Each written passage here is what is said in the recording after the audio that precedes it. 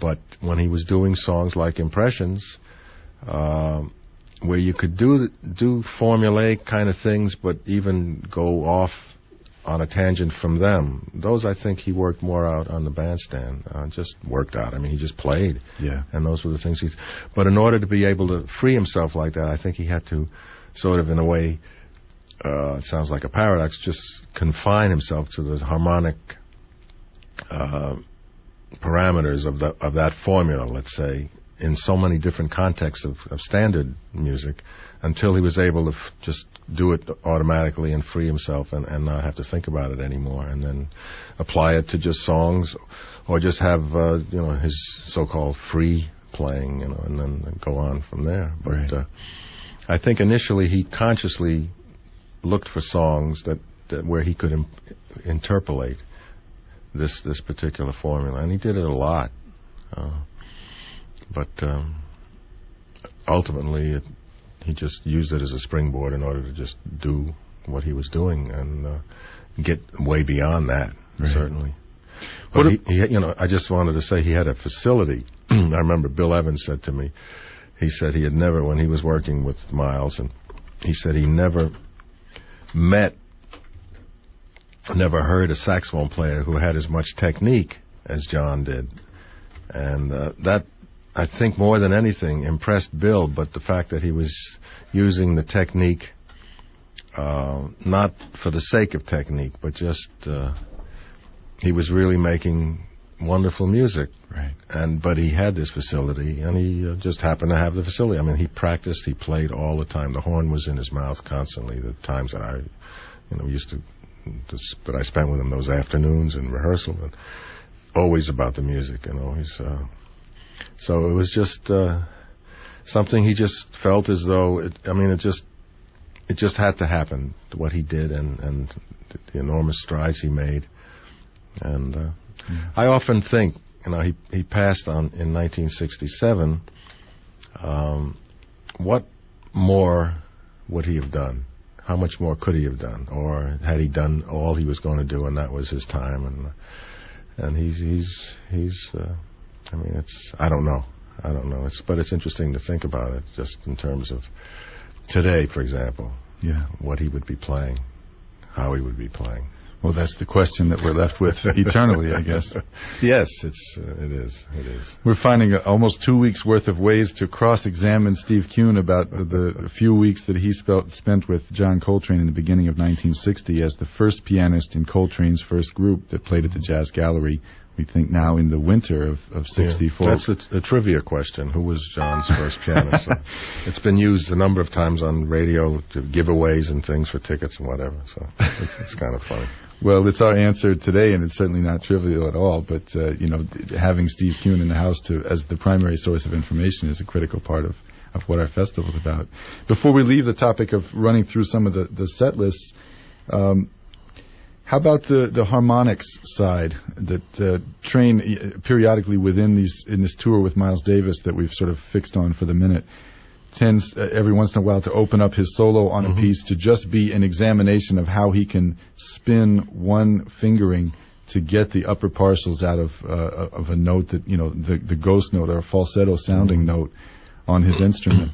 And then within the piece called Harmonique, he kind of turns that same theory into the substance of the piece. Right. Did that show up a lot, that kind of exploration? To some extent, yes. To some extent, he could, play two notes at a time, and that was... he did it, but it never felt as though he was doing it for the sake of doing it. He just did it because this is who he was, and he was constantly searching and constantly just trying to find whatever it was that he was looking for. But he did it in such a way, for an audience listening, I mean, they just rose out of their seats. They were just carrying on. It was unbelievable.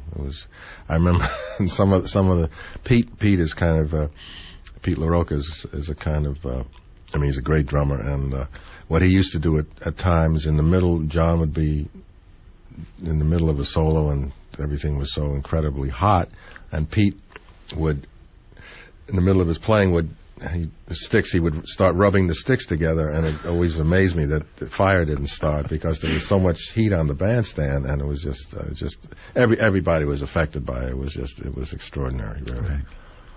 Well, who were the people who came? Were they your colleagues as musicians? Because I can imagine. Oh, yeah. Was that the main body of people who were there? Or No. There was just listeners. Listeners. This was the time when there were jazz fans who would come. I mean, he had when he left Miles. I mean, he was very bookable. Everybody wanted him, so it was very easy for him to work. He could have started, a couple of years prior to that, I'm sure. Right. Everybody, I mean, that was so. Everybody was there. The critics, audience, musicians. It was just a good cross section of the whole community, and it was an event. The success of it must have been attested by the fact that, as you said, you were booked in for a couple of weeks to start, and the thing just stretched and stretched as the management said, "Well, this is a good thing. We can't let this." It lasted with probably. That hiatus that he took from Miles' tour in Europe, which I don't know how long that was, maybe a week or two? About a month. Most of a month, let's say. Most of a month? I have a sense that he went back to the Jazz Gallery after he came back from Miles' tour. Then I know he went up to Smalls. I think he worked up there in Harlem. And that's... but I suspect it was at least 16 weeks that job lasted. And then it might have been consecutively, or it might have been broken up. Right. I don't remember. One thing that you must remember, this is Steve Kuhn talking to us about his experiences with John Coltrane. What can you tell us about Coltrane's bandstand persona? I mean, there's only a few times in history that we have a way to substantiate what the Train even addressing the audience, let's say, saying, "These are the members of my band. This is what we're about to play." No, he never spoke. When I was there, never said a word. He would just put the horn in his mouth and start playing, and then we would know what he's playing. He never told us what we were going to play. Okay. And when he finished soloing, he would step off to the side, and I would solo or whatever, and then he'd come back from the side of the stage and finish out the song, or do some.